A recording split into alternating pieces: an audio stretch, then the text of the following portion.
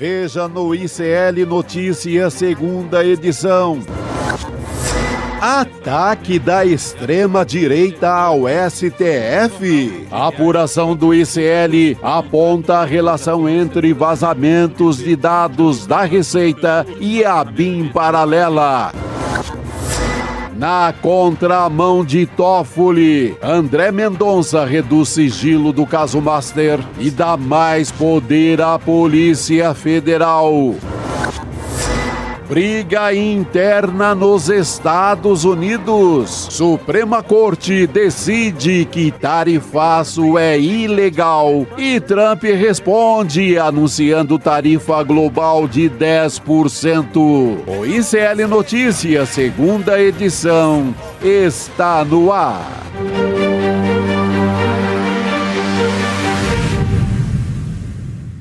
Olá, boa tarde. Seja bem-vindo, seja bem-vinda. O ICL Notícias, segunda edição, está começando ao vivo em todos os nossos canais. Nesta sexta-feira, dia 20 de fevereiro de 2026, parecia que nessa semana ela não ia chegar, mas chegou. Boa tarde, Chico Sá, Juliano Medeiros. Olha, Gabi, professor Juliano, nossa grande audiência. De quarta para cá, quando acabou o carnaval, ali acabou o bacalhau do Batata lá em Olinda, dali para cá pareceu um grande dia da marmota, né? Não acaba mais nunca. Exatamente. A gente tá Pelo amor de Deus, né? Parece chegou a hora de sextar. Chegou a hora de sextar, finalmente. Daqui a pouco. Antes tem noticiário aqui nessa sexta-feira. E pescagem para quem não fez carnaval suficiente no sábado, no domingo, na segunda, na terça. Né? Muitos blocos de carnaval ainda no sábado. Tem até o navio pirata. Do Baiana System, não é brincadeira. Tem Bad Bunny hoje em São Paulo. Isso, não é pouca coisa, não. O negócio está animado mesmo. Mas vamos para o noticiário, gente. Vamos. Simbora. Tem muita coisa. Aliás, matéria hoje da Heloísa Vilela bombástica no nosso site, hein? Matéria importante. Que trazemos aqui no N2, apuração exclusiva do ICL Notícias, da nossa Heloísa Vilela.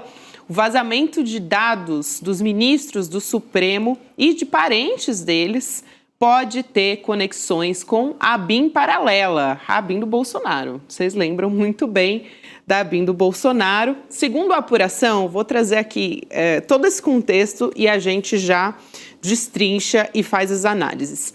Segundo essa apuração, o Ricardo Manzano de Moraes, auditor da Receita, que teve o passaporte apreendido, que também está usando tornozeleira eletrônica, ele trouxe à tona um nome ligado a essa investigação da BIM paralela, quando ele estava tentando se explicar a Receita. Vamos entender, então.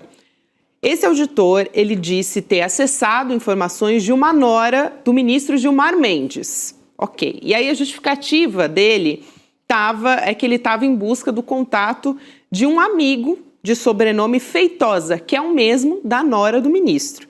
Aí ele disse ter imaginado que os dois fossem parentes, só que tem um detalhe, a nora do Gilmar e do Feitosa, amigo dele, o amigo do Manzano, né, esse auditor da Receita, não tem nenhum grau, absolutamente nenhum grau de parentesco.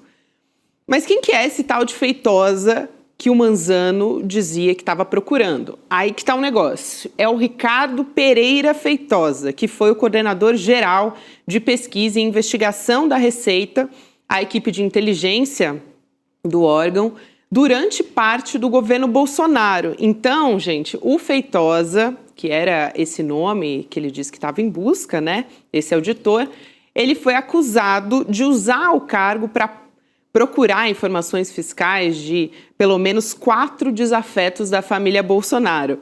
Entre eles, o procurador José Eduardo Gussen, que denunciou o esquema de rachadinha do Flávio Bolsonaro, e essa história nos lembramos muito bem, até porque a Juliana Dalpiva, da nossa equipe, trouxe essa informação, né? Foi a primeira jornalista a trazer essa reportagem investigativa. Ontem eu falei do COAF, que investigou a questão das rachadinhas, mal sabia que ia ter essa conexão hoje.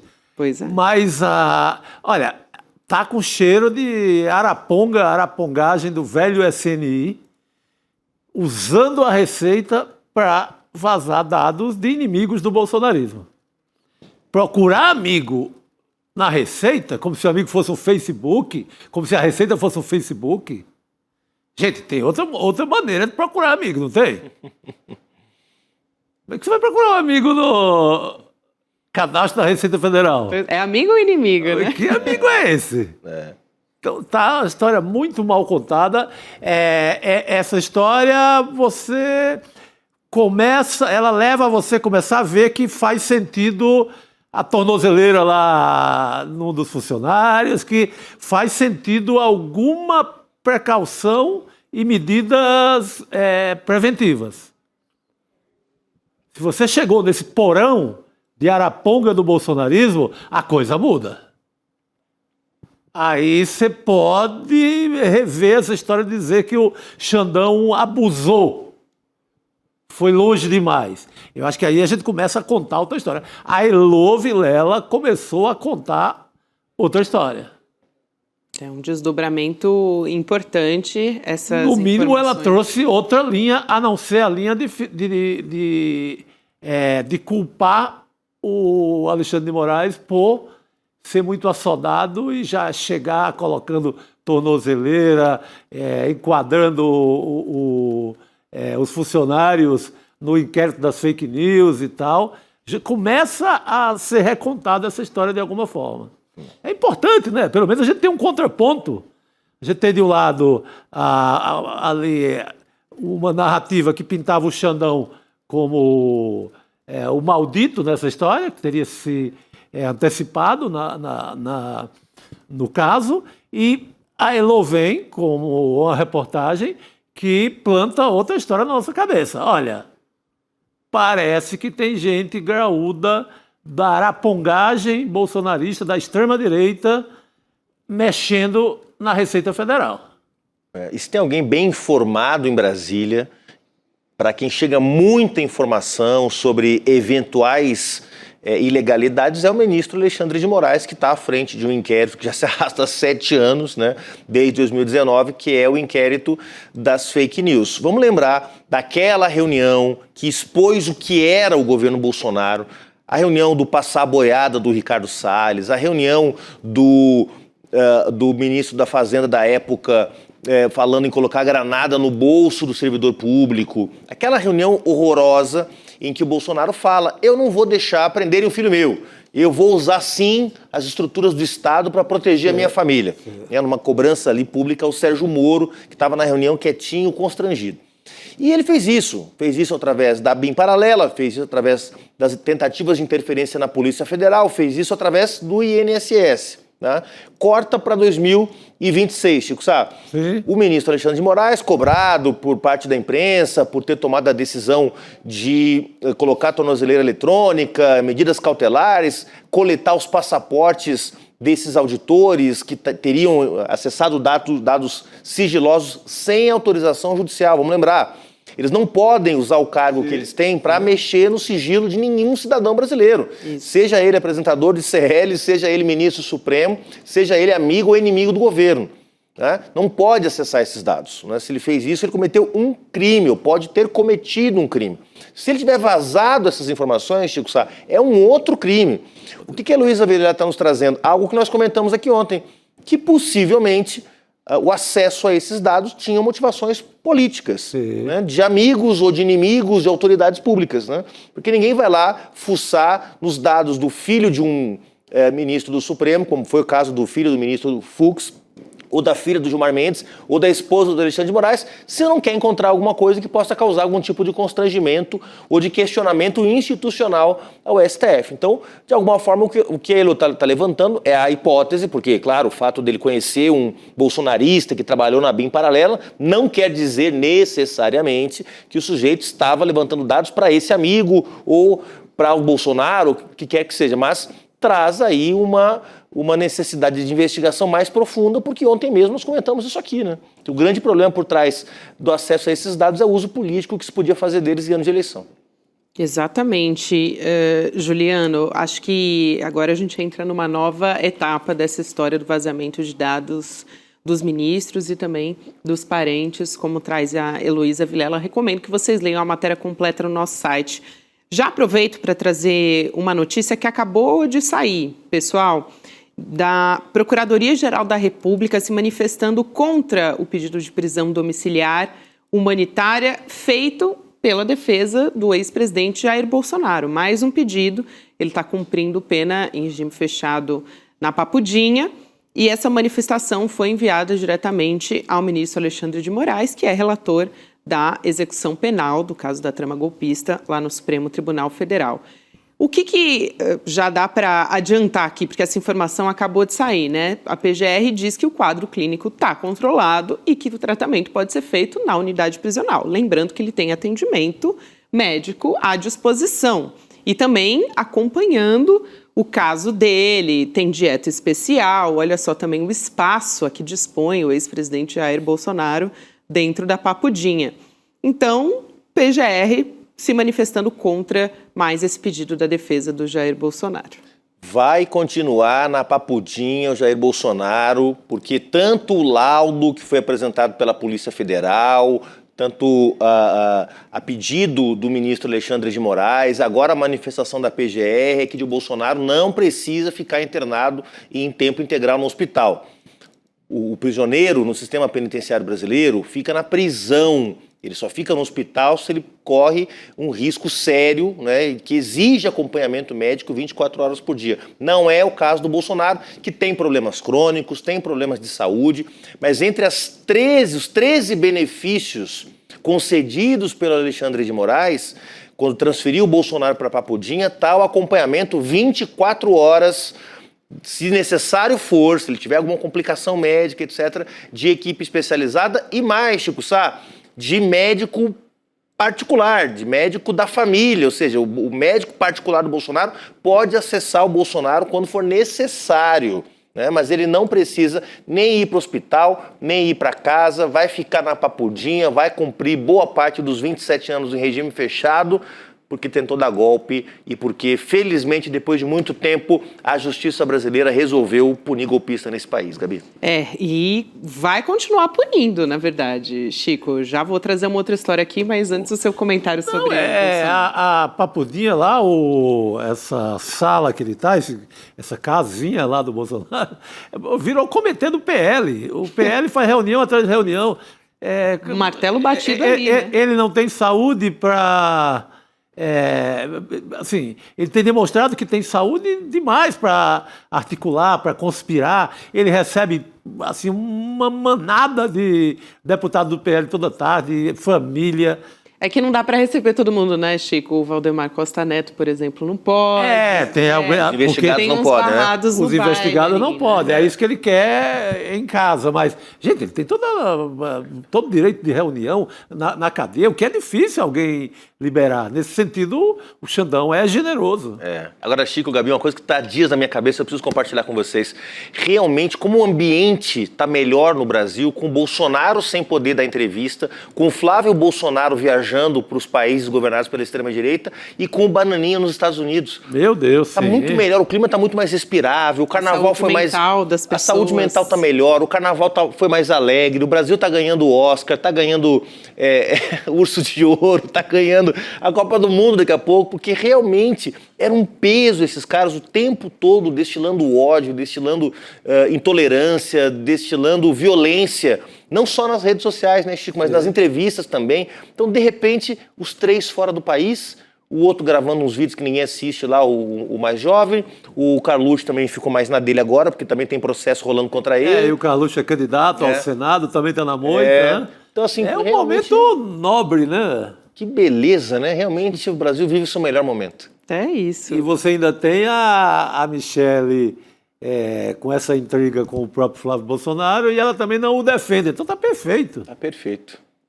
Aliás, eu quero trazer uma atualização ainda nessa história do Jair Bolsonaro, porque o que a defesa dele está pedindo agora para o STF? Autorização para que ele tenha acesso a um psicólogo 3 vezes por semana, por sessões de neuromodulação dentro da Papudinha, onde ele está preso, né?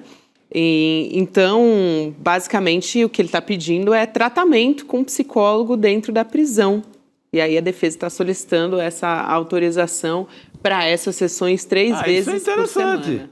Um cara que dizia imbrochável, que não precisava de nada do mundo das delicadezas, nem da ciência, que julgava tanto a pandemia, julgava terapia uma coisa de fragilidade máxima masculina e tal. Agora, pedindo esse socorro, tá aí. Isso eu acho até bonito. Ele admitindo uma certa fragilidade, que a cabeça está fora do lugar. Então, acho até interessante, bom pedido. Tem que atender, manda ele conversar lá com alguém do ramo mesmo, um bom terapeuta. Agora atende também todos os presos do sistema penitenciário brasileiro, em particular os 400 mil que estão presos sem julgamento, porque isso é sofrimento. Um preso que está em prisão, num presídio amontoado com mais 90, 100 detidos sem julgamento firme. Isso. Porque a maioria da população carcerária brasileira não está com condenação transitada em julgada. Esses vão ter direito a psicólogo também, para poder resistir à prisão enquanto não foram julgados, provavelmente uma boa parte deles inocentes. Eu acho que abre... Ainda mais 3 vezes na semana, né? Se a justiça dá esse direito, eu acho que abre... Um precedente. Você fica com uma decisão em jurisprudência ali para pedir para qualquer Eu sou um. totalmente favorável, desculpa, Gabi, que o Bolsonaro tenha, né, o atendimento todo mundo psicológico, tenha. mas que todo mundo tenha. Sim. Exatamente, e foi bem lembrado pelo Chico, uma pessoa que sempre teve desprezo à ciência, a questões ligadas à saúde, à própria pandemia, mas também à rede de atenção psicossocial, sempre. O Bolsonaro fortaleceu a comunidade terapêutica, né, retrocedendo a lógica manicomial. Então, nunca foi alguém muito afeito a questões ligadas à saúde mental, cuidado. Ele dizia que a porrada, ele era a favor da terapia da porrada, né, para tudo.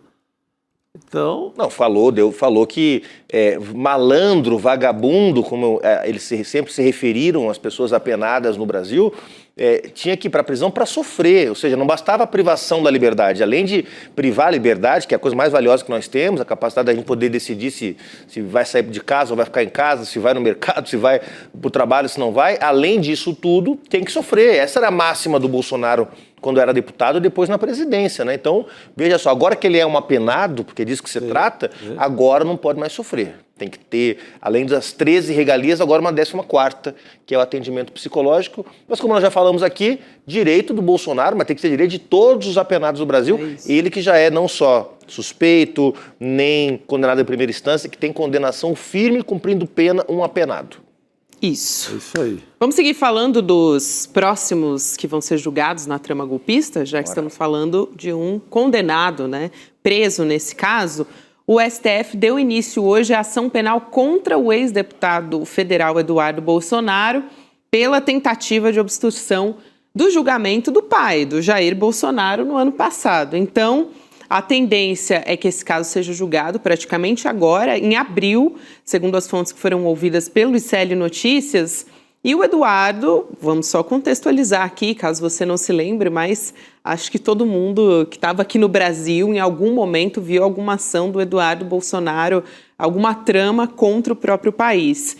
Ele usou o cargo de deputado, a proximidade com figuras da extrema-direita no mundo todo, principalmente nos Estados Unidos, para articular as tarifas. Aliás, ao longo do programa vamos falar sobre essa questão das tarifas do Trump, mas ele articulou as tarifas contra o Brasil, contra também sanções como figuras como Alexandre de Moraes, né, o relator desse processo da trama golpista que levou à condenação do pai dele. Então, agora chegou a vez do Eduardo Bolsonaro ser julgado pelo STF, gente. Ele foi para os Estados Unidos com essa missão, prejudicar o país onde nasceu. Ele comete assim, uma traição mais explícita desde Calabar. Calabar, na história da invasão holandesa ao Brasil, é até um personagem que deixa alguma dúvida, traiu ou não traiu. No caso do Eduardo Bolsonaro, ele foi lá com esse propósito. Traiu o país, lutar por a imposição de tarifas, lutar por castigos os mais elevados possíveis ao ministro Alexandre de Moraes. O papel dele foi esse. Então, chega a hora do julgamento, né? Importantíssimo que seja agora, que seja esse ano. É isso, Chico. E mais do que isso, é preciso que o Eduardo Bolsonaro esteja condenado para não disputar as eleições. Senão ele fica elegível. Ele pode ser candidato ainda a alguma coisa, porque ele não tem nenhuma condenação firme ainda, né? Renunciou ao mandato de deputado federal, portanto não teve um mandato cassado, que era o que deveria ter acontecido na Câmara dos Deputados, a cassação do mandato do Eduardo Bolsonaro, né? Ele acabou sendo desligado da Câmara por faltas, o que não o torna inelegível. Tá? Então, Eduardo Bolsonaro não está inelegível ainda. E que não dá o recado que deveria ter sido Tem dado. que ter condenação, porque só com condenação o Eduardo Bolsonaro vira ficha suja, senão ele pode estar na urna, pessoal. Nós estamos falando de um sujeito que pode fazer muitos votos ainda, porque é talvez a principal representação da família Bolsonaro, do radicalismo do bolsonarismo na eleição do ano que vem, candidato por São Paulo, pode ser. Então, essa condenação é importante, não só porque ela é justa, não só porque o Eduardo Bolsonaro tramou contra o Brasil, não só porque o Eduardo Bolsonaro conspirou contra o país, mas porque esse sujeito não pode estar na urna em 2026. Isso, e é importante você ter falado isso, porque aí fica com aquela sensação de não, tá resolvido, olha aqui, a gente já colocou panos quentes, está afastado, exato. É isso. E não, ele ainda pode voltar como candidato e também, simbolicamente, é muito importante. Teria sido importante que o próprio Congresso Nacional tivesse dado esse recado, os parlamentares, os colegas dele tivessem dado esse exemplo, mas agora que seja pelo Supremo. Não, foi um buraco deixado pela covardia do Hugo Mota e sua turma, né? Exatamente. Não tiveram coragem de peitar o Eduardo Bolsonaro naquele momento. Na prática foi uma renúncia, Chico, porque quando ele não, como ele não foi cassado, ele ficou ali esperando para que... Ele não fez uma renúncia formal, isso não aconteceu, mas ele ficou esperando para que o mandato dele fosse cassado por faltas. Não foi cassado, né? Ele foi desligado da Câmara. Então, portanto, ele é ficha limpa, gente. Dá para acreditar que Eduardo Bolsonaro é ficha limpa, gente. Depois pode ser de tudo candidato. Que fez. Não é razoável. O cara recebeu, manteve toda a estrutura no Brasil, fazendo política para ele, continuou, recebeu até emendas PIX, foi para o gabinete do Eduardo Bolsonaro enquanto ele conspirava contra o país. Isso, Chico. Vamos... É o traidor da pátria, né? Mas vamos seguir aqui acompanhando a história. Em breve, em abril, vamos ter novidades nessa história. Quero trazer aqui, virar a pauta para falar do caso do Banco Master. Tem novidades a respeito dessa história.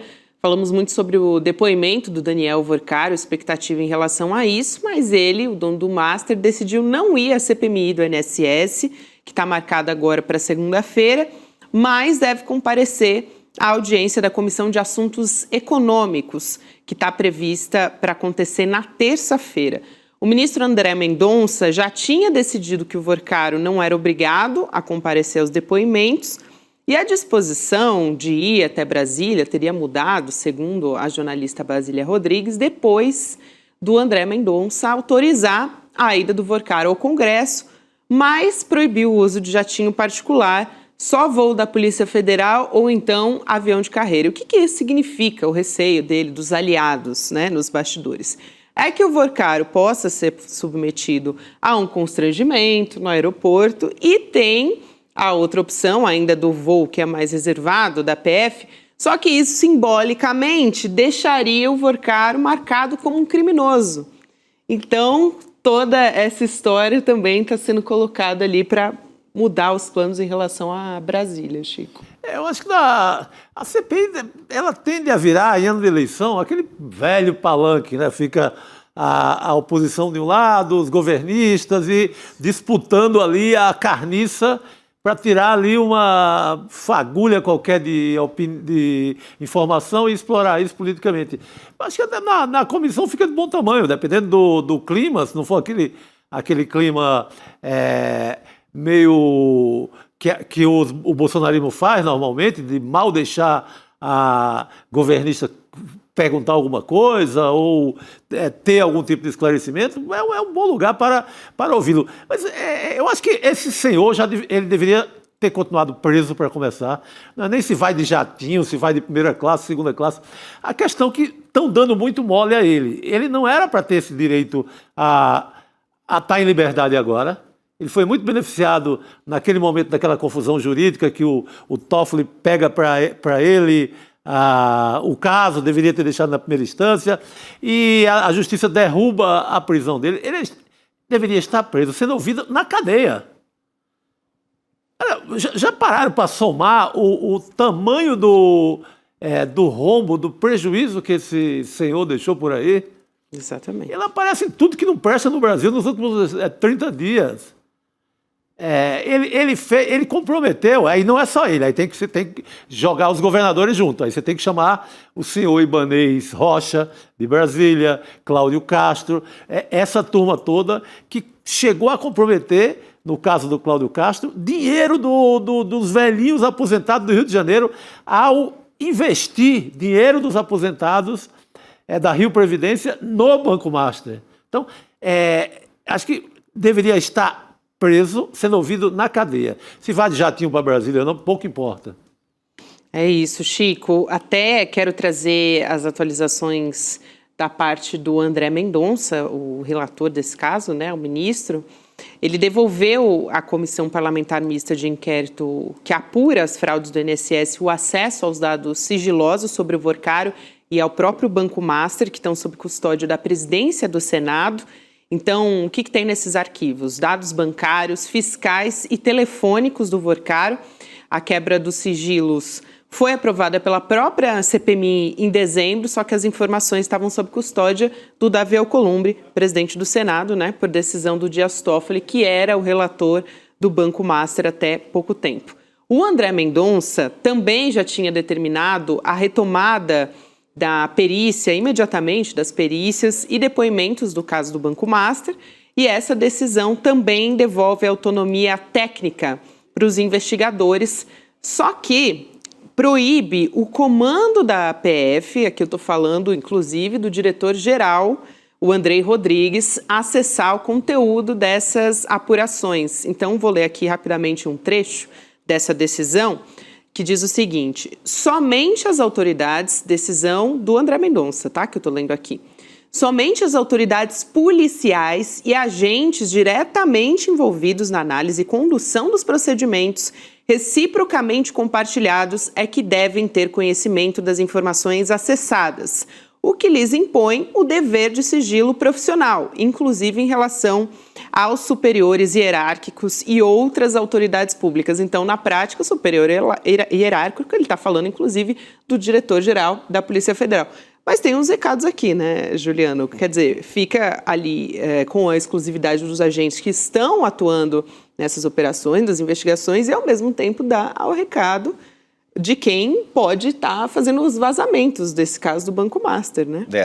Vamos lá, do ponto de vista estritamente técnico, a decisão do André Mendonça não chega a ser absurda, né? Bom, quem que precisa ter acesso às informações sensíveis de um caso? Quem está à frente do caso, designado pela chefia para isso. Você não precisa reportar tudo para o superior hierárquico do que está dentro de um inquérito. Até aí, ok, tudo certo. Mas o André Mendonça levanta uma suspeita, né, de que o Andrei poderia, né, o diretor da PF, usar isso para fins políticos, coisa que até aqui não há absolutamente nenhum indício. O trabalho do Andrei Rodrigues, do delegado Andrei Rodrigues, tem sido irretocável à frente da Polícia Federal. Mas tem uma outra parte da decisão, Gabi, que eu acho que é problemática, tá? Que tem a ver exatamente com abrir as informações do inquérito para a CPMI do INSS. Primeiro porque a CPMI do INSS não foi convocada para tratar de Banco Master. Sim. Foi criada para tratar da quadrilha que se armou durante o governo Temer e o governo Bolsonaro para roubar os aposentados do Brasil. Apesar disso, vai tratar do Banco Master. E o André Mendonça tira das mãos do Davi Alcolumbre, não que fosse o melhor guardião da República para ter acesso a esses dados, mas entrega para os deputados da CPMI, do Centrão, do bolsonarismo, que podem selecionar uma parte do inquérito e vazar essa parte do inquérito para a imprensa, que podem decidir que tipo de informação eles recortam para poder usar politicamente. Eu, pessoalmente, acho temerário que o André Mendonça permita que a CPMI tenha acesso ao conjunto do inquérito, que pode, inclusive, atrapalhar o trabalho da Polícia Federal. A Polícia Federal está no meio das oitivas, vai retomar agora inquérito, oitivas, depoimentos, perícia técnica. Aí no meio disso, permite que um vagabundo qualquer do Centrão, deputado que pode inclusive ter tido relações com o Banco Master, tenha acesso a essas informações. Olha, não me parece exatamente uma decisão que ajude aquilo que todo mundo quer, que é uma investigação e um julgamento isentos, técnico, imparcial, para poder punir quem participou dessa fraude. Sem contar que tem a questão da CPMI do Banco Master que não foi aberta. Não foi aberta, né? claro. Eles querem pegar uma carona aí na outra CPMI, que a intenção dessa outra era pegar o governo, acabou não dando esse presente, essa CPI não deu esse presente para a oposição, porque começou a ver quem estava implicado na história, era o Onyx Lorenzoni, lá do Rio Grande do Sul, bolsonarista. Começaram a aparecer tantos amigos do careca do INSS ligados ao bolsonarismo, que eles meio que desistiram dessa CPI. Agora querem jogar o Vorcaro aí dentro. Eu acredito com a esperteza total do Centrão, que é ter todas essas informações na mão e, a partir disso, gerenciar. Então, seria um baita presente para o Centrão se você joga tudo na mão deles. Ela ganharia um baita presente, que está todo mundo morrendo de medo. Mas, a meu ver, tem que ser Polícia Federal. Deixa a Polícia Federal e revela tudo. É isso. Com o inquérito concluído. Isso. Acabou o inquérito. Não tem vazamento. Acabou o inquérito, coloca tudo. Olha. O inquérito está em curso, gente. Claro, nós estamos aqui, a gente quer transparência, a gente quer que a sociedade tenha acesso a todas as informações, mas nem sempre apresentar informações pela metade é sinônimo de transparência, porque o inquérito está em curso. Então é importante concluir o inquérito, ouvir as testemunhas, para quê? Para que não se cometa injustiça.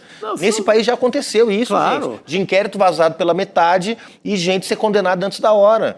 Então tem que... Inclusive, isso foi feito muito na Lava Jato. Muito na Lava Jato. Né? Então, olha, a Polícia Federal está trabalhando direitinho, vamos deixar a Polícia Federal trabalhar, que é agora o que a mudança da relatoria, inclusive, está ajudando nisso, aparentemente, né? Agora, ir para a CPMI eu acho realmente bastante temerário. O que é um contrassenso, já que ao mesmo tempo tira a hierarquia da Polícia Federal para evitar vazamento. Exatamente. Né? Então, Juliano, vou deixar você... professor! Vamos testar um pouquinho, agora vamos para uma agenda lá em Campinas, mas segunda-feira estarei aqui atento, assistindo ao ICL e nos nossos dias novamente participando com vocês. Até semana que vem. Maravilha, professor, gente, obrigado. Vamos chamar Rodrigo Viana, tá por aí, Rodrigo Viana? Tá aí. Ele já tá aqui para fazer a nossa troca de quinta e sexta-feira. Beleza? Boa Rodrigo sexta. Viana chegando aqui para se acomodar na nossa mesa redonda. Rodrigo, bem-vindo. Muito bem. Aliás, Rodrigo já sentou na mesa e eu já te pergunto se você quer receber um vídeo misterioso junto aqui com a nossa... Não é o vídeo das festinhas do Vorcaro, não, né? Não, prometo que não. Esse eu não, dependendo do que tiver lá, eu não quero ver, não. Esse eu tô até curioso. Curioso? Porque... Já pensou se aparece um ministro do Supremo assim? Eu prefiro evitar posições... também. Acho que eu tô preferindo pois evitar. Mas tem um vídeo misterioso que a gente acabou de receber então, aqui. Vamos lá. então se é bom, é uma mensagem que a gente vai trazer aqui. Vamos ver o que se trata. Vamos lá.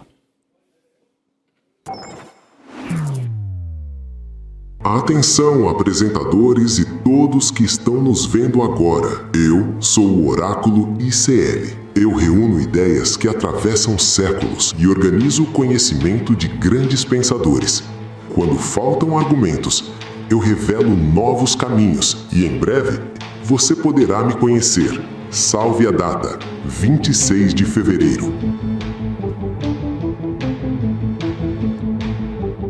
Olha lá, é o oráculo. O oráculo está buzinando nos nossos ouvidos já. É uma voz assim misteriosa. Né? Uma voz misteriosa. Eu falei que era um vídeo misterioso, né? Mas a gente já adiantou um pouco o que é o oráculo, né? Que é essa ferramenta que vai ser apresentada dia 26, mas que reúne as informações que estão não no ICL Notícias, mas no ICL, a plataforma de cursos, de palestras e tudo, e vai ficar disponível através dessa ferramenta, né? Isso. Para entender como é que vai ser isso, dia 26. O oráculo vai mostrar o seu rosto. É isso, exatamente. Mas já adiantamos que é a união de tecnologia com a educação do ICL. Exatamente. Então, informação confiável, que é feita pelos nossos professores, o conteúdo que é produzido. Lá você vai ter a sabedoria do professor Castro Rocha, que estará logo mais com a gente aqui. Já está entre nós. Então tem muita coisa boa. É isso aí. Então, dia 26 de fevereiro, gente, não deixa para se inscrever depois, vai lá agora em icln2.com.br, deixa o seu e-mail rapidinho, ou então aponta o seu celular aqui para a tela, aqui para o canto inferior, que você vai poder já garantir a sua vaga no dia 26 junto com a gente, e você vai descobrir os detalhes. Aliás, tem mais detalhes sobre a história, que a gente não pode contar muita coisa, mas já deu uma boa adiantada. Coisa boa. Dicas não faltam. É isso aí. Seguimos então, já que você chamou o professor Castro Rocha. Por favor, Vamos colocar, professor Castro Rocha. O homem já está aí na área. De sexta-feira, professor. Boa noite, bem-vindo. Boa noite, Gabi. Boa noite, Chico. Boa noite, Rodrigo. É simples a missão dele hoje, né? Sim. Explicar, assim, uma personalidade simples. Claro, é uma pessoa que é muito fácil desvendar, né, o cérebro dessa pessoa. Professor, vamos falar sobre Donald Trump, né, que anunciou agora um novo tarifaço. A notícia, a gente nem chegou a dar a notícia sobre a Suprema Corte dos Estados Unidos, o Trump já se pronunciou, enfim, uma reviravolta toda. O Trump anunciou um novo tarifaço global de 10% depois que a Suprema Corte dos Estados Unidos decidiu que o tarifaço é ilegal. Vamos assistir ao que ele disse? A gente volta a conversar. Vamos lá. The Supreme Court's ruling on tariffs is deeply disappointing, and I'm ashamed of certain members of the court, absolutely ashamed, for not having the courage to do what's right for our country. Today I will sign an order to impose a 10% global tariff under Section 122, over and above our normal tariffs already being charged. And we're also initiating several Section 301 and other investigations to protect our country from unfair trading practices of other countries and companies. Aqui, para quem estava só nos acompanhando em áudio, basicamente, e acho importante trazer isso, o Trump ele diz que essa decisão da Suprema Corte dos Estados Unidos é profundamente decepcionante e que ele sente vergonha de certos membros do tribunal. Só para reforçar essa resposta do Trump, que foi tão rápida, né, Rodrigo, aconteceu logo depois que a Suprema Corte decidiu que um presidente não pode criar tarifa por conta própria sem uma autorização clara do Congresso, que foi o que o Trump mas fez. você já viu aí, já teve preocupação mais jurídica de ter lastro, citou artigos. E é uma primeira grande derrota. Assim, depois desse tempo todo, pois é, alguma autoridade jurídica o enfrenta na Corte Superior dos Estados Unidos. Isso é muito relevante. É uma derrota na institucionalidade e, além disso que o Chico já disse, eu queria só, do ponto de vista da estratégia de comunicação, né, professor Castro Rocha? Inclusive a Gabi mesmo já trouxe aqui. Olha, a gente nem conseguiu noticiar direito a derrota que o Trump sofreu na Suprema Corte e ele já deu o truco. Quer sair por cima. Porque daí ele não... Senão ele ia passar 24 horas como derrotado. Sim. E seria mesmo, né? Pela primeira vez alguém tinha coragem de enfrentá-lo. Mas aqui ele já vem com a resposta e aí a notícia passa a ser não a derrota dele, mas o que ele já responde em cima do que fez a Suprema Corte. Mas são elementos aqui para o professor Castro Rocha conversar com a gente. Tanto a derrota institucional como essa estratégia dele de sair sempre. Ele não sai da ofensiva permanente, né? Isso. Olha, é impressionante. Mas eu assisti aqui com vocês já há algum tempo que o Trump não termina o mandato. Que ou ele muda radicalmente as políticas, incluindo as tarifas, ou ele não termina o mandato. E eu tenho defendido já há algum tempo que o establishment americano começará a podar as ações do Trump, que são verdadeiramente desastrosas em todos os níveis. Neste caso, a estratégia do Trump é uma estratégia definida pelo Steve Bannon, que foi o primeiro grande conselheiro do Trump, é o coordenador principal da campanha de 2016. Descobrimos agora, com os arquivos Epstein, correspondência do Jeffrey Epstein com o Steve Bannon, mencionando o assessoramento que ele deu à campanha do Bolsonaro em 2018 no Brasil. E qual é a estratégia do Bannon, que está sendo seguida à risca pelo Trump? Ele diz assim: você tem que flood the zone with shit. Traduzindo de maneira mais delicada, você inunda a região com M. E o Steve Bannon completa, Gabi, ele fala assim: porque o tempo que as pessoas passam se limpando do que nós jogamos é o tempo que nós temos para avançar as nossas políticas. Então, o que faz o Trump permanentemente? Essa derrota na Suprema Corte é muito importante. Agora, algo importante para nós saber, Chico, que ninguém tem obrigação de saber. Vamos lá. A Suprema Corte americana tem 9 juízes, ao contrário da nossa, que são 11. A Suprema Corte americana, a razão pela qual o Donald Trump hoje é presidente, embora tendo perdido as eleições em 2020, e é esse o modelo da extrema-direita brasileira, perder em 2026, mas fazer o que eu falarei agora. Os republicanos não permitiram que o Barack Obama, no final do seu mandato, nomeasse um juiz, que era direito deles. Não permitiram. Então, o Trump já teria 2 juízes para nominar, o que seria natural do seu mandato, pela maioria, e o que o Obama não pôde indicar, já são 2. Na véspera da entrega do mandato do Donald Trump, os republicanos permitiram que ele indique terceiro nome para a Suprema Corte. Dos 9 juízes da Suprema Corte, hoje, 3 foram indicados pelo Trump.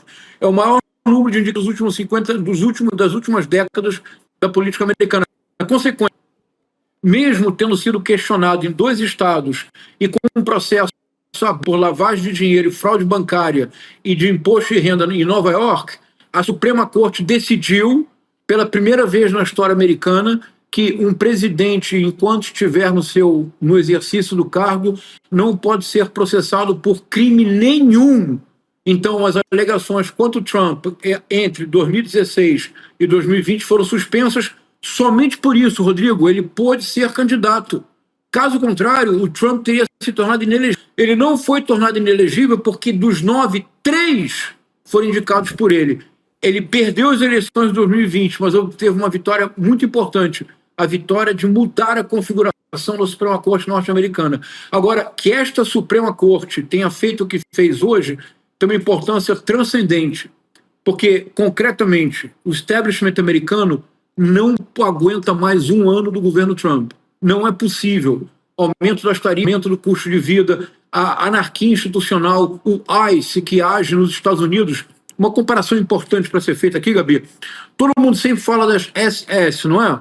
Quando a gente pensa no nazismo, nós pensamos totalmente nessa terrível força SS, que surgiram como uma espécie de guarda pretoriana do Hitler e depois se tornaram uma potência. Mas, Gabi, a primeira força paramilitar que realmente foi fundamental para o Hitler não foi a SS, foi uma força chamada SA, que eram tropas de assalto, que eram de uma violência, de uma truculência, de uma brutalidade, de uma crueldade tão grande que quando Hitler chegou ao poder como chanceler em 1933, ele criou a SS para acabar com a SA. O ICE nos Estados Unidos não é SS, é SA. É muito pior do que a SS. Então, o establishment americano não suportará 3 anos desse tipo de administração. Ele vai começar a cortar as asas do Donald Trump. Essa derrota é fundamental. E aí, Rodrigo, ele tenta dar a volta por cima. Aqui tem uma lição muito importante. Essa volta por cima produz rumor, produzido, mas apenas cava ainda mais fundo o poço no qual o Trump está se metendo. Porque se a Suprema Corte diz que as tarifas não são legais, ele não pode, além das tarifas que há, implementar 10% de tarifa global. Mas sabe por que ele não pode, Rodrigo? Porque a Corte, as Big Techs e as grandes corporações americanas estão assistindo a Europa pedir de joelhos para a China fazer investimento em infraestrutura na Europa, substituir os Estados Unidos. Cada vez que o Trump tem esses acessos, 10% de tarifa global, como se ele estivesse permanentemente jogando pôquer. Isso produz um desastre na geopolítica internacional, porque a geopolítica depende fundamentalmente da confiança na palavra do outro. Se você não pode confiar na palavra do outro, não é política possível. Então, esse anúncio do Trump, ele pode, por 24 horas, triunfar. No médio prazo, ele apenas aumenta o poço no qual está, ele aumenta o poço que ele está cavando para ele mesmo. É isso, professor. E acho que na mesma semana ainda que teve aquela primeira reunião do Conselho da Paz, né, com todo aquele teatro, enfim, é muito simbólico, e a gente agora tem esse novo avanço, o Trump não querendo ficar para trás e já querendo trucar em cima da Suprema Corte. Eu estou ansiosa para ver o que vai sair daí, dessa, vamos dizer assim, dessa resposta depois da Suprema Corte dos Estados Unidos a esse novo pronunciamento do Donald Trump. Vamos ver o que vai sair daí. Mas eu quero trazer ainda um outro assunto, professor, com você. Aliás, temos 2 ainda para comentar, mas um deles é internacional também e diz respeito aqui aos nossos vizinhos, né? o projeto de reforma trabalhista da Argentina, que é muito preocupante e recebeu parecer favorável nas comissões do Senado, depois de já ter sido aprovado na Câmara dos Deputados, e a proposta vai ser analisada no plenário do Senado na sexta-feira que vem. Então, semana que vem, essa etapa vai poder garantir a aprovação final. E o parecer do Senado aceitou a única alteração que foi realizada pela Câmara dos Deputados, que foi eliminar aquele artigo, que também era escabroso, tem vários, mas esse é um deles, né? Que previa a redução de 50% do salário em caso de acidente, quando acontece fora do ambiente de trabalho. Agora, foi uma negociação com o governo Milei, mas me parece, professor, que foi assim, algo para tentar aparecer alguma coisa, mas você mantém o núcleo duro da proposta da redução e do desmantelo trabalhista. Você finge que está, né, negociando alguma coisa. Botaram o bode, depois tiraram o bode. Mas você passa mesmo assim o projeto, né? Esse projeto do Milei, ele é muito mais radical do que o projeto do Temer em 2016. A razão qual ainda hoje existe um peronismo sem Perón, como durante muitas décadas, até o Leonel Brizola, houve um varguismo sem Vargas, como existirá um lulismo sem Lula, é porque esses três, e também um cardenismo sem o Lázaro Cárdenas no México. São 4 políticos, Lázaro Cárdenas no México, Getúlio Vargas no Brasil, o Perón mais ou menos na mesma época, foram, nos seus respectivos países, a primeira vez na América Latina em que o Estado deixou de estar presente apenas como força policial repressora ou como agência coletora de impostos. Pela primeira vez, com Cárdenas, Perón e Vargas, o Estado latino-americano pôs-se ao lado do trabalhador, criando legislações trabalhistas, criando uma série de benefícios e tudo, tendo um projeto de nação que incluía o trabalhador. Por exemplo, as escolas de... Isso é uma coisa que você sabe pouco, Chico. As escolas de samba se tornaram oficiais, sabe quando, Chico? Com Getúlio Vargas. Foi Vargas que tornou os desfiles da escola de samba um evento oficial do Brasil. Mas havia uma exigência do Getúlio Vargas, que só deixou de ter vigência no final dos anos 80. A exigência que os enredos tinham a obrigação da história nacional. Por isso que havia esses enredos geniais do Joãozinho 30, assim, os fenícios. Aí ele dizia, mas eles passaram pelo Rio de Janeiro. Tinha que ter uma referência brasileira. Tinha que ter uma referência brasileira. Antigo Egito, ótimo, você vai encontrar hieróglifo no Amazonas. Tem referência ao Brasil. Então, o Getúlio Vargas criou esse... Por exemplo, Machado de Assis, escuta isso, Rodrigo. Machado de Assis teve a sua consagração definitiva no governo Getúlio Vargas. Sabe por quê? Porque o Machado de Assis, que foi consagrado de maneira definitiva no governo Getúlio Vargas, era o escritor operário, era o intelectual trabalhador, era o homem da disciplina que passou o tempo todo aperfeiçoando o seu ofício. Então, esses governos, Vargas, Perón, Cárdenas, são muito poderosos no área popular, porque são os primeiros governos que cuidaram do povo e da sua inclusão. Temer, Bolsonaro, Paulo Guedes, André Esteves, Tarcísio de Freitas, Milei, Macri, todos eles estão unicamente comprometidos em acabar sistematicamente com a herança de Perón, de Vargas, de Cárdenas, assim como se tenta acabar com o legado do Lula. Gabi, eles perderão, irão para a lata de lixo da história. Haverá repercussões, haverá reação, já está havendo na Argentina. Não importa que ele coloque a rede será muito grande e o Milei deverá amargar uma derrota enorme, semelhante à do Macri nas eleições presidenciais. Isso não se sustenta, mas, último comentário, isso é exatamente o que eu tenho denunciado. E com vocês, Gabi, há pelo menos um ano, projeto de pinochetização do mundo, levado adiante por pessoas como Trump, Bolsonaro e Milei. O projeto de pinochetização significa, em primeiro lugar, a ação completa de todas as formas do trabalho, uma precarização radical da vida, uma pressão da função social do Estado, uma privatização de todos os ativos da União. É um projeto entreguista e que não tem futuro, eles serão derrotados. É isso, a gente vai só restabelecer a conexão com o professor Castro Rocha, Rodrigo, mas tem a possibilidade de judicialização de alguns pontos até por parte do peronismo, mas como um todo o projeto avançou, né? Parece mais duro e mais radical do que aquele adotado pelo Temer na reforma trabalhista aqui do Brasil. É um plágio da do Temer com acréscimos. Com alguns acréscimos. Ela plagiou assim, o vampirão do Brasil, que acabou, né, com organização sindical, direito trabalhista e tudo, acabou com o sindicato. O Temer, cara, o Temer vai entrar para a história como ali pau a pau com o Bolsonaro.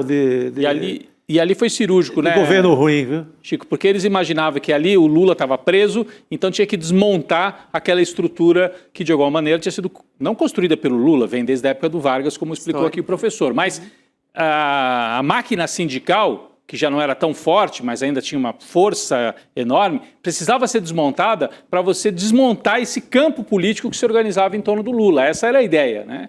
Tanto que a última grande greve que houve no Brasil, o último grande movimento popular organizado pelos sindicatos no Brasil foi nos dias que antecederam a votação da reforma trabalhista. Lembra que parou tudo? Teve greve aqui em São Paulo, teve uma manifestação forte lá em Brasília, com a tomada ali do gramado na esplanada dos ministérios. Depois disso, os sindicatos foram, de certa maneira, esvaziados, as centrais sindicais, e deu certo esse projeto de tirar direitos e tirar as ferramentas para que os trabalhadores possam reagir com os sindicatos, as centrais sindicais, Gabi. Importantíssima essa sua colocação, Rodrigo, sobre o enfraquecimento, né, das centrais sindicais.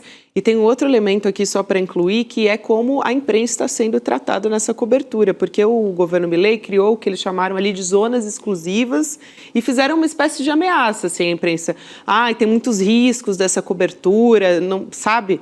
Para querer dizer que, enfim, é uma tentativa de silenciar o trabalho jornalístico no meio de uma reforma trabalhista que é muito preocupante. Então, uma tentativa institucional, dizendo, olha, a gente não tem como garantir a segurança do trabalho, a cobertura do trabalho jornalístico nesse caso. Então, ainda tem mais esse componente no meio dessas manifestações que já tiveram prisões, né, repressão da polícia e tudo.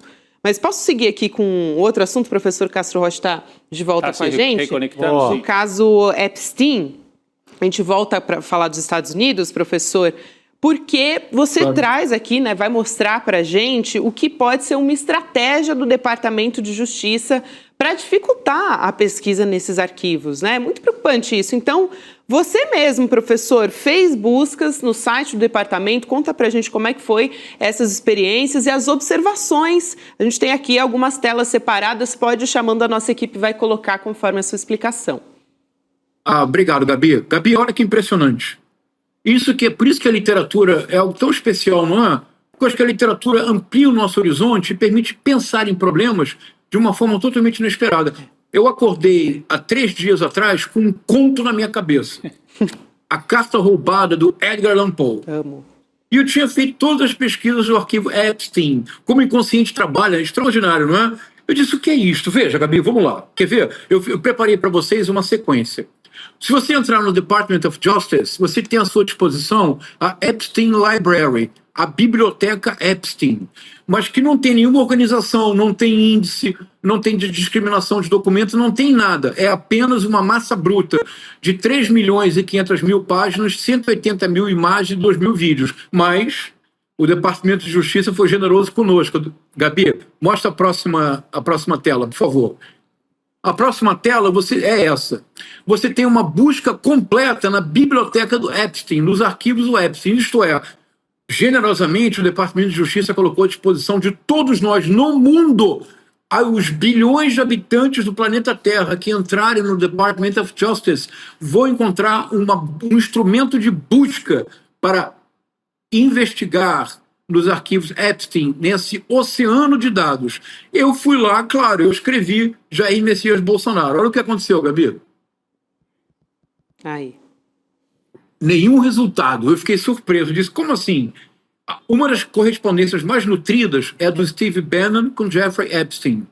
E eles tratam abertamente do Brasil. Há uma mensagem que eles dizem.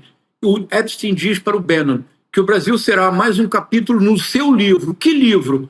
Do Movement, o movimento transnacional da extrema-direita para chegar ao poder através de eleições livres e democráticas. Então, não há nenhuma referência a Jair Messias Bolsonaro? Claro que não, Gabi. Você acha que Epstein, Bannon, Trump jamais perderiam um segundo da sua vida pensando quem é Jair Messias Bolsonaro? Agora, busque Bolsonaro. Está aí. Olha quantas referências. Quer ver? Olha. São muitas referências. São mais de 60 documentos nos quais há referências explícitas ao Bolsonaro e nos quais o Bannon aparece como assessor do Bolsonaro. Há uma correspondência que ele diz assim para o Epstein: eu estou sempre com eles ao telefone, eles querem que eu seja um conselheiro formal. Aceito? Pois bem, Gabi, vamos parar para pensar, Chico, Rodrigo, vocês são jornalistas. Vamos parar para pensar um pouco, Chico? Vamos lá. O que é o escândalo Epstein? É o maior escândalo financeiro, político, de pedofilia, de tráfico humano, de lavagem de dinheiro, de uso indevido de influência política do planeta. Ontem o príncipe Andrew foi preso e talvez encare prisão perpétua pelos documentos encontrados nos arquivos Epstein, que sugerem que ele pode ter, em comunicação informal, vazado informações confidenciais do Reino Unido para o Epstein. Gabi, o que está acontecendo? Hoje, o mundo está sendo composto por... na minha infância havia um jogo de tabuleiro chamado Detetive. Nós estamos todos hoje, não é, Rodrigo? Você conhece, claro, né? claro. Acho que todos nós. Rodrigo, não é, Gabi? É que você é mais jovem, Gabi. Isso Mas era da minha infância. Ainda tem. Ainda Ainda tem, tem. hoje, Tá valendo ainda, professor. Tá valendo. O que é bom permanece. Gabi, nós hoje todos estamos envolvidos num detetive virtual. Todos nós. Verdade. Porque no detetive, se você se recorda, havia um crime. Nós tínhamos que descobrir a arma, o aposento e o criminoso. Isso. Mas sobre o crime não havia dúvida. Gabi, que estratégia é essa? O Departamento de Justiça e o FBI, o Department of Justice e o FBI, têm mais recursos do que alguns países pobres. Como é que eles não fornecem um índice atualizado de nomes, de circunstâncias, de evidências? Como é que eles não vão... Disse a advogada-geral dos Estados Unidos, a Pam Bondi, que eles não vão investigar e processar ninguém. Se não, disse ela, o sistema colapsa. Então, como é que hoje estão disponíveis livremente 3.500.000 páginas, 180.000 imagens, 2.000 vídeos, de forma que nós podemos, de maneira amadora, investigar para saber se aparece o nome de alguém? Gabi, o que está em jogo? Edgar Allan Poe para nos explicar.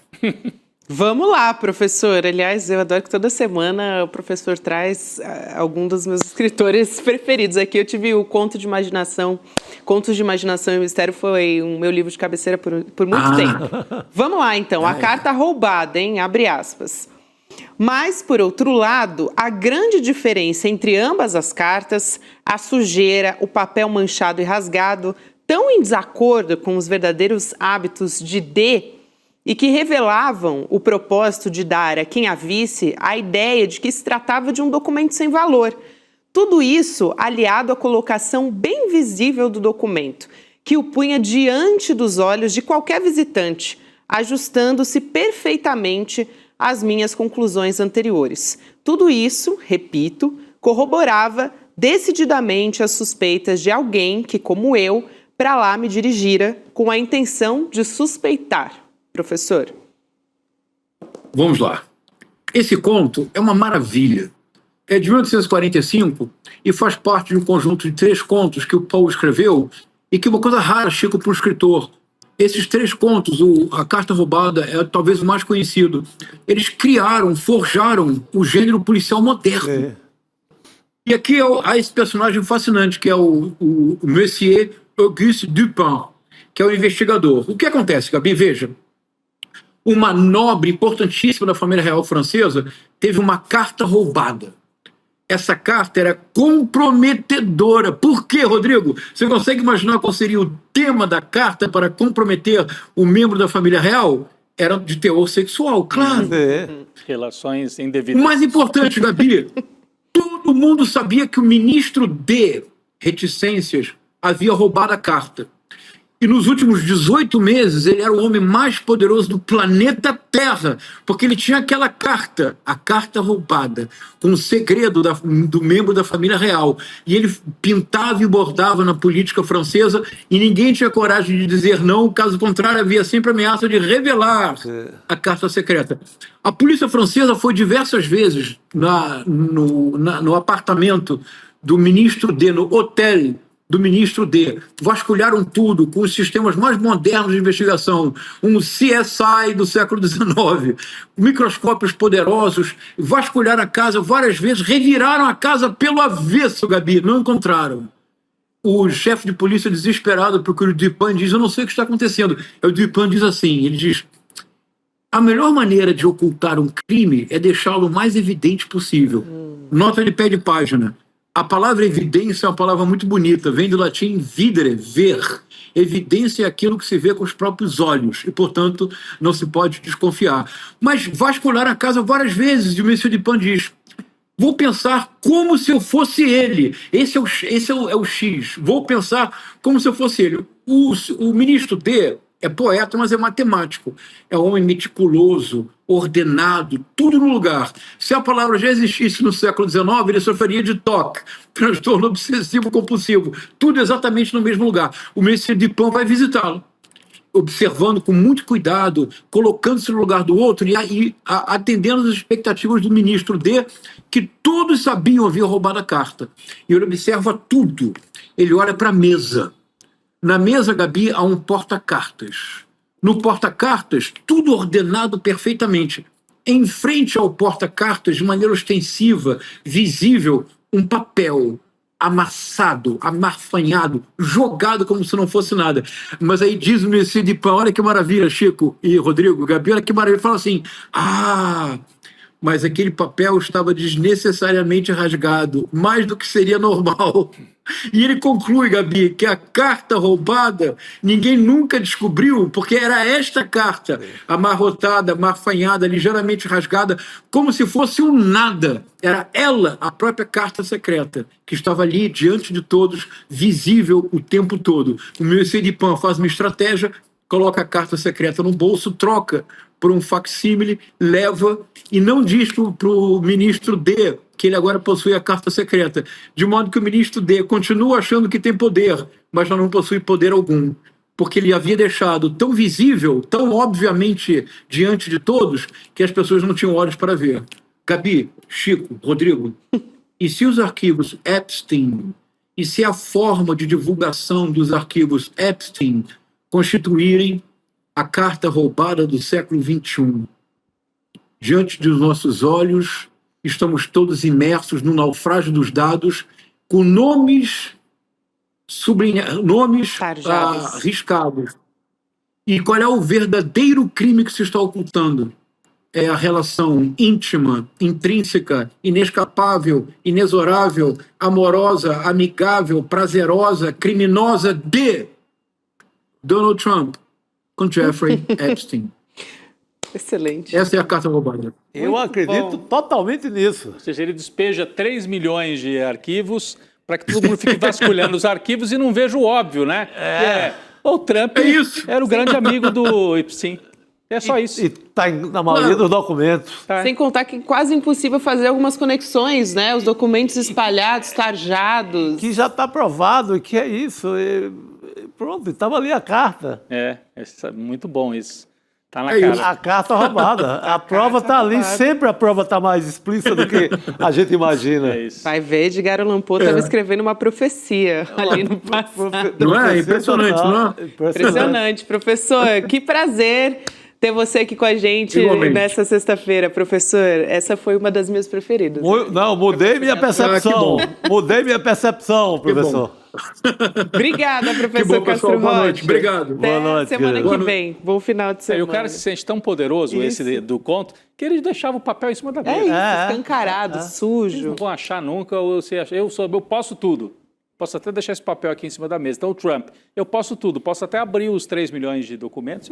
Mas aí eu embaralho tudo. Embaralho tudo, vocês ficam procurando o detalhe, tarja. quem é a pessoa que está lá naquele e-mail, não sei o quê. E o principal é a carta que é o Trump com o Epstein, né? que é a relação íntima dos dois, a vida toda. Sem contar a dificuldade de eles busca. estão em fotos, com garotas, eles estão em tudo. Concurso de... Já está visto, já está à vista. Não tem mais o que provar. Genial, professor Castro Rocha. Muito bom. Falando em coisas geniais, gente, essa semana temos artigos da nossa revista Liberta, hein? Opa! Eu tô adorando, assim, porque para mim é, assim, pessoalmente prazeroso pegar e ler artigos de final de semana, sabe? Dar aquela digerida nas notícias. Então... É no outro ritmo, né? É Porque outro você tá ritmo. ali, aquele turbilhão de texto na semana... O domingo você lê com outro olhar. Isso. E para além do nosso noticiário quente do dia a dia, Sim. que o pessoal tem aqui da nossa audiência, né, da nossa comunidade, na nossa programação ao vivo do ICL Notícias. Essa é para você ler com mais calma, aquele café da manhã tranquilo. Tem análises na matéria de capa dessa semana, análises de Manuela Borges e Ricardo Mello sobre a atração do Centrão por Lula. Então, você vai descobrir nessa semana... Mais um artigo daquela pesquisa de opinião que o ICL realizou. Olha só a capa dessa semana, gente. Muito boa, né? O Sol ali é o presidente Lula, né? E aí, orbitando no entorno dele, tem Kassab, tem o Ciro Nogueira. Não dá para enxergar todo mundo daqui, até porque eu sou míope, mas tem ali uns políticos do Centrão, os principais personagens dessa história, muito bons. E tem também... O artigo, como eu ia dizendo, a gente teve a pesquisa aqui no ICL, com 10 mil pessoas no Brasil inteiro, sobre diversas temáticas. E aí, semanalmente, a gente traz análises de pesquisadores, de especialistas desse determinado tema. Então, numa semana foi segurança pública, na outra empreendedorismo e por aí vai. Então, essa semana vamos soltar mais um artigo. Vale a pena acompanhar a nossa revista Liberta e você pode assinar. E o preço assim, ó, gente, precinho, tá? icl.com.br/revista. Muito bom. Seguimos? Seguimos. Opa! Vamos conversar com Cristina Serra aqui, mais uma vez nessa semana, a Cris junto com a gente. Boa noite, Cris, bem-vinda. Oi, Gabi, boa noite, Rodrigo, Chico, todo mundo que está aqui com a gente. Aliás, a gente vai mudar um pouco aqui a pauta, voltar mais uma vez para o Brasil, porque tem uma matéria, gente, que o nosso repórter aqui do ICL, o Igor Melo, trouxe hoje, que é a seguinte notícia. O governador do Rio de Janeiro, Cláudio Castro, deu uma pedalada de 150 milhões de reais. O que é essa história? Ele usou o caixa da SEDAI, a Companhia Estadual de Águas e Esgotos, para fazer isso. Às vésperas das festas de fim de ano, Natal, Ano Novo, o Cláudio Castro decidiu adiar um pagamento de uma parcela que o governo do Rio de Janeiro tinha que pagar para a SEDAI.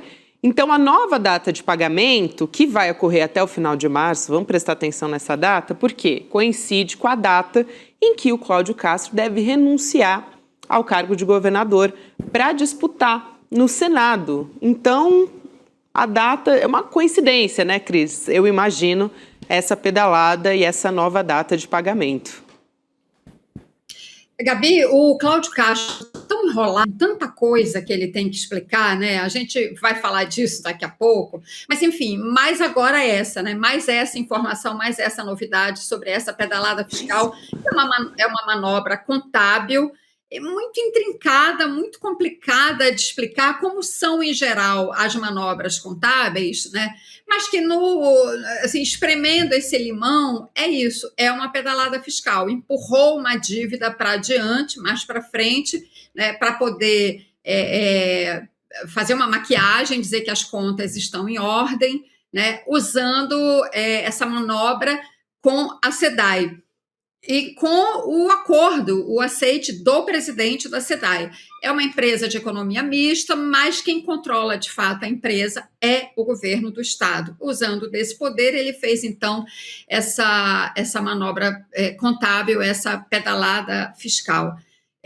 Mas, além disso, o Cláudio Castro tem muitas outras coisas, muitos outros rolos para desvendar, né?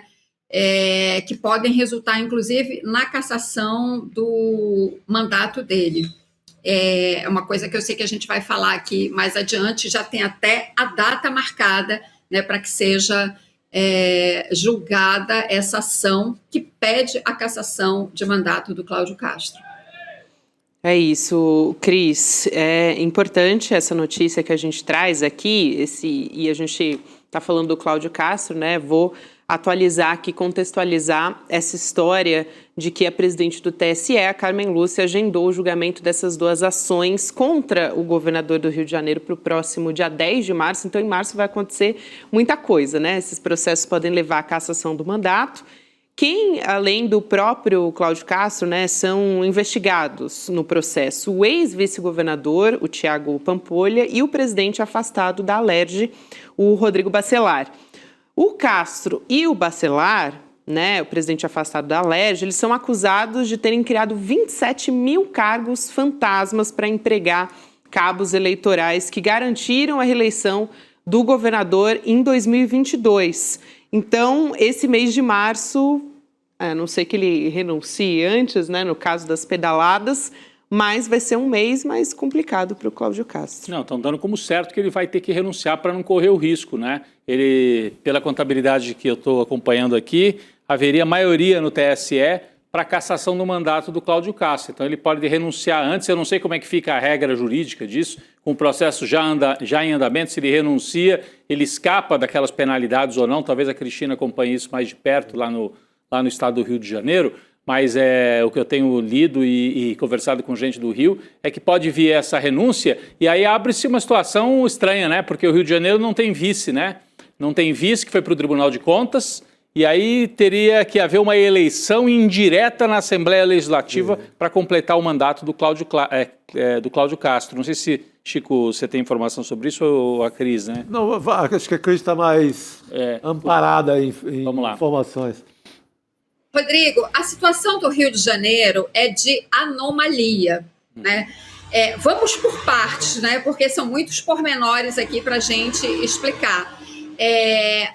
O Cláudio Castro pode fazer uma malandragem e renunciar antes da reunião do Tribunal Superior Eleitoral, que vai decidir sobre a cassação do mandato dele. Seria uma vergonha isso acontecer, ele não perder o mandato pelo abuso de poder político e econômico na campanha de 2022. Já chegamos lá. Mas vamos voltar a essa possibilidade. Ele pode renunciar. Agora, lembra, eu vou fazer aqui um paralelo, né, para dizer que se ele fizer essa malandragem, ainda assim pode ser que ele não escape da punição. Todo mundo aqui vai lembrar. Impeachment do então presidente Fernando Collor, 1992. Processo de impeachment correndo no Senado. O que o Collor fez? Renunciou ao mandato. Claro, para escapar da punição e não ficar inelegível. Mas o que o Senado decidiu?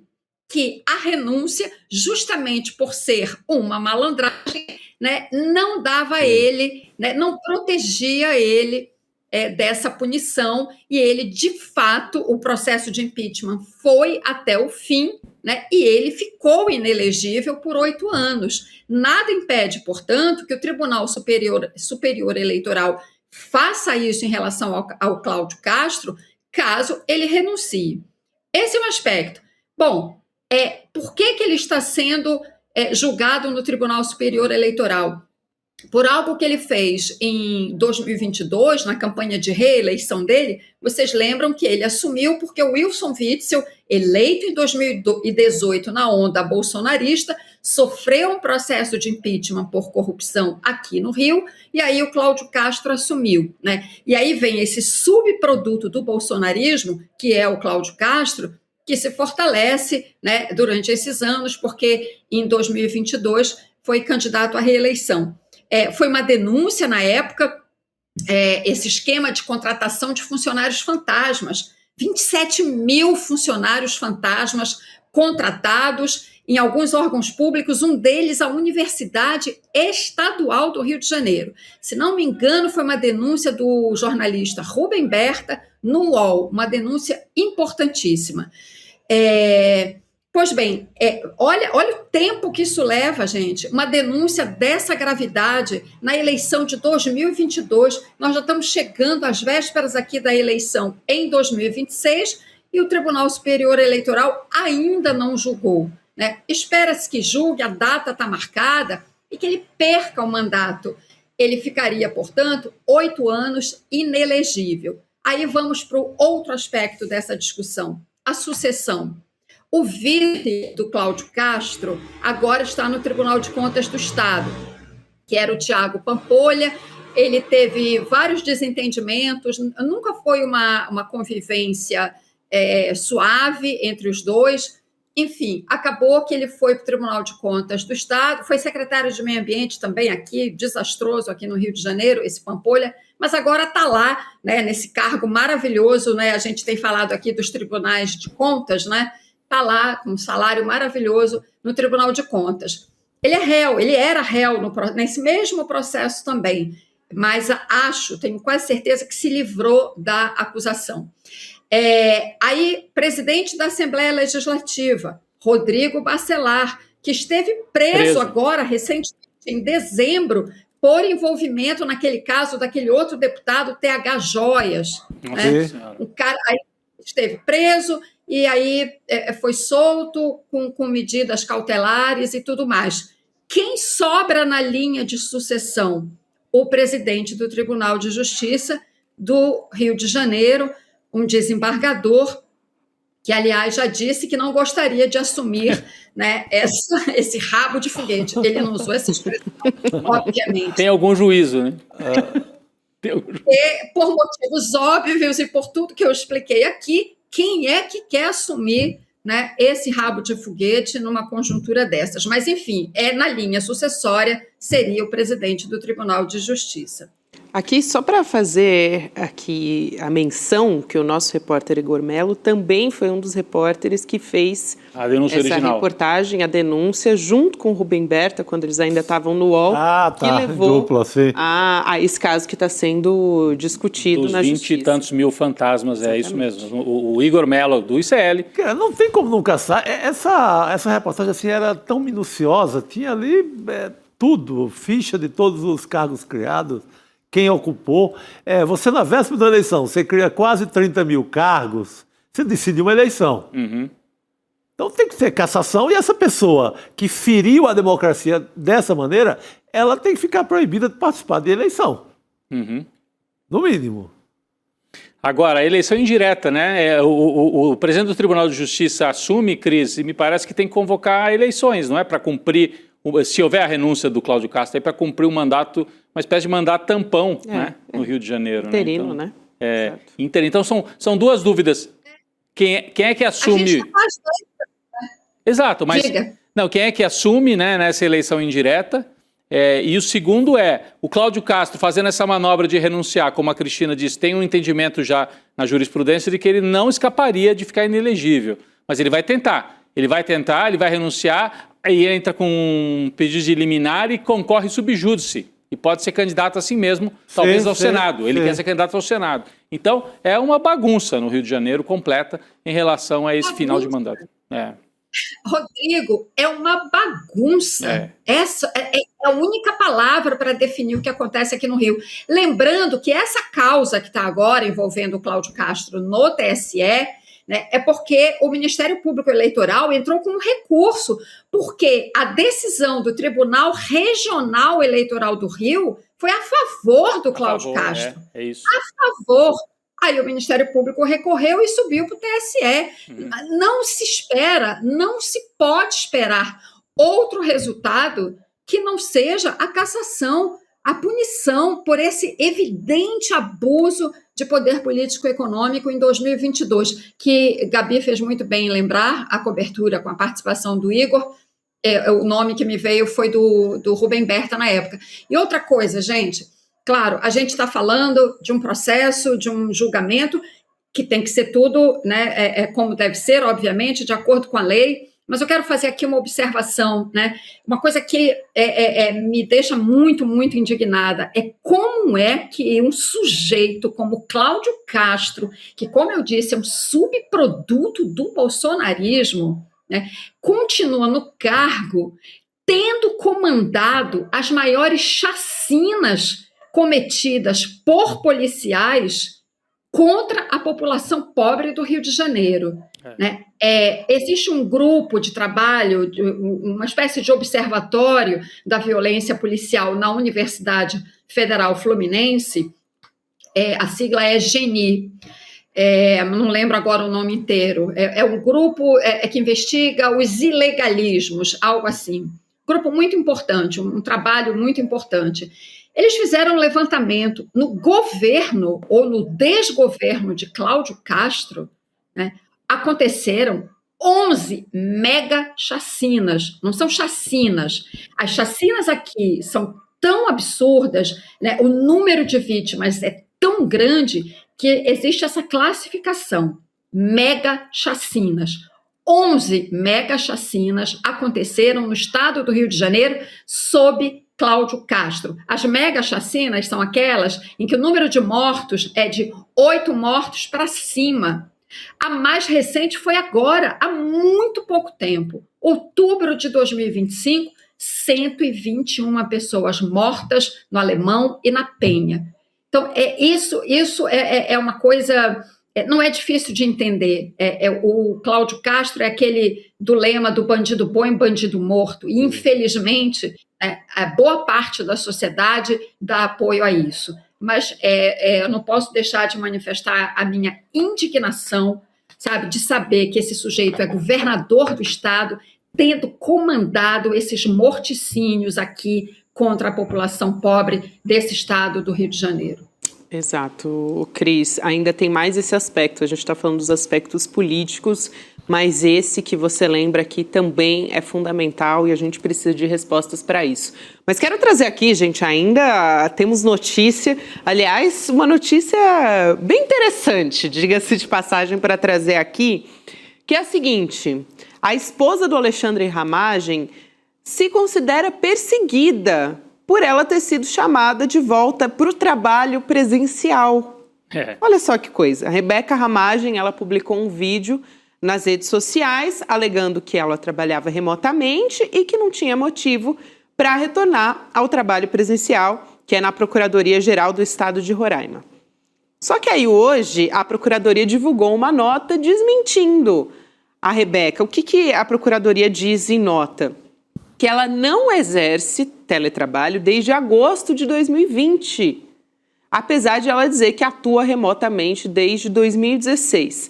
Além disso, a Rebeca, que está com o Alexandre Ramagem, né, acompanhando o marido lá nos Estados Unidos desde o ano passado, apresentou um atestado médico, só que ela não foi em 2 perícias presenciais que eram necessárias justamente para validar esse afastamento por atestado. Ou seja, né, gente? Imagina, ela diz que está sofrendo uma perseguição, porque foi cobrada voltar ao trabalho. Tenta você aí, que está nos ouvindo na sua empresa, ou mesmo numa repartição, onde for, aplicar esse mesmo golpe. Desaparecer, simplesmente. Eu queria saber se seu Pix ia continuar caindo, Chico Sá. Meu Deus do céu, não caia nada. Nem cheirinho de Pix. É muito cara de pau, né? É impressionante essa história. Cada linha da história me impressionou. É uma malandra, né? Malandra, assim, de linha, né? Meteu o louco, o famoso meteu o louco. Meteu o louco. Meteu o louco. E tá se dando bem, porque até agora não foi desligada, né? Não, mas, olha, acho que ela vai dar trabalho, né? Porque tem que entrar com um processo, aí tem ação, não sei o que, demora meses às vezes, né? Mas tem que bloquear esse pagamento dela, não é possível. Pelo amor de Deus. Aliás, é uma informação pra gente ir atrás. Será que tá caindo ainda o Pix lá pra ela? Deve estar, né? Batendo ponta, ela não tá. Mas o Pix... governo amigo ali, é Rondônia, né? Não, Roraima. Roraima. É governo amigo também, é governo amigo. Governo ali com cara de bolsonarismo. O casal, ou pelo menos o Ramagem, fugiu por Roraima, né? Por Roraima. A rota de fuga foi por Roraima. E ele era deputado pelo Rio. Ele era deputado pelo Rio de Janeiro, não é isso? Ele era deputado pelo Rio de Janeiro. Sim, ele é deputado pelo Rio de Janeiro, mas a rota de fuga dele, quando ele cruza a fronteira do Brasil, ele faz isso por Roraima. Ele sai por Roraima do território brasileiro. Essa mulher é uma malandra. Agora, isso ilustra também todas as dificuldades, né, gente? Aqui, sem querer estender muito o assunto, mas, enfim, é claro que um funcionário para ser afastado, como a gente diz sempre aqui, tudo dentro dos ritos, do devido processo legal, né? E de fato, a lei prevê uma série de de situações, né, para proteger o funcionário público de perseguição política. Tá certo, mas a lei é para proteger os bons funcionários públicos e não uma malandra como essa. Tem que ter, gente, um rito mais ágil para impedir esse tipo de situação, que é um deboche, essa mulher lá nos Estados Unidos ficar dizendo que está sendo perseguida politicamente porque não pode ficar de teletrabalho, né? Quando a Procuradoria, órgão ao qual ela é vinculada, já explicou muito bem que desde 2020 ela não está mais em teletrabalho, né? Então, assim, tem que ter um ponto final para esse tipo de abuso. Gabi, eu sei que o nosso tempo já está acabando, mas eu fiz questão de procurar aqui o nome do grupo que faz o levantamento das chacinas. É um trabalho tão importante e eu queria só registrar, tá? Chama-se Grupo de Estudos de Novos Ilegalismos da Universidade Federal Fluminense e eles fazem esse acompanhamento da violência policial letal no Rio de Janeiro. Importantíssimo, Cris, esse registro aqui junto com a gente. Te agradecer, minha amiga. Bom final de semana para você. A gente se fala na semana que vem. Valeu. Boa noite, querido. Hora da Jurubeba. Hora da Opa, Jurubeba. tá na hora. Que Jurubeba demorada.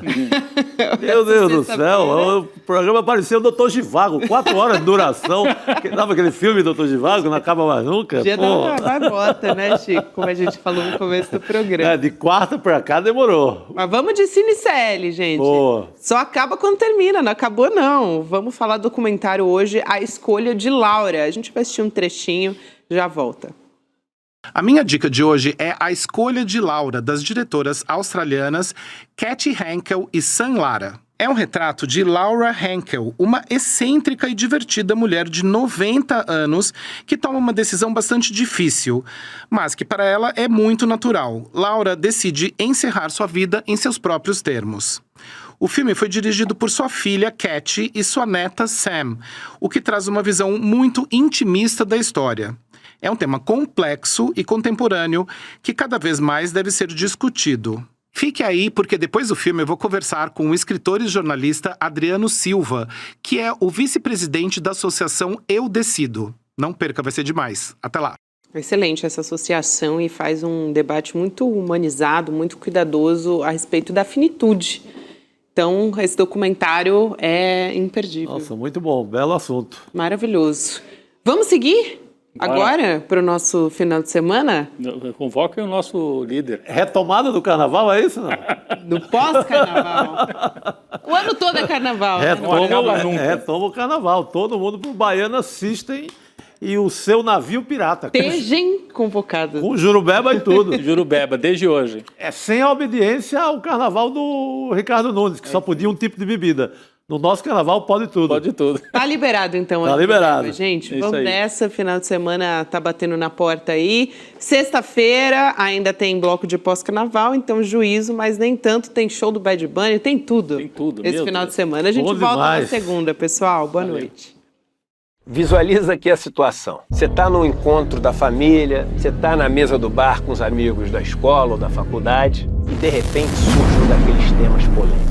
E aí você tá lá do outro lado, a tia do Zap, o cara da extrema direita, não sei o quê, e começa a argumentar do lado dele, você puxa os seus argumentos, a discussão começa a elevar ali o tom, a temperatura, e você precisa de uma grande cartada para inquestionavelmente ganhar aquela discussão. Pois é, o ICL criou uma ferramenta que vai te dar esse superpoder.